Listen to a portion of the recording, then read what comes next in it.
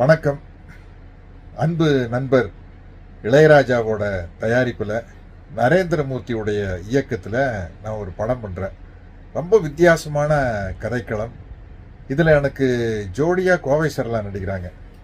ஏற்கனவே நாங்கள் ரெண்டு பேரும் பெரிய மனுஷன் ஒரு படத்தில் நடிச்சிருக்கோம். அதுக்கப்புறம் இந்த படத்தில் தான் ஜோடியாக நடிக்கிறோம். நிறையா படத்தில் நடிச்சிருக்கோம்.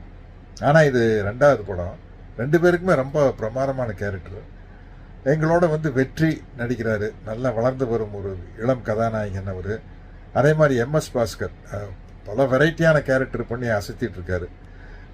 இவங்கெல்லாம் சேர்ந்து இந்த கூட்டணியில் அமையிற இந்த படம் உண்மையிலேயே ரொம்ப வித்தியாசமான கதைக்களத்தை அடிப்படையாக கொண்டது.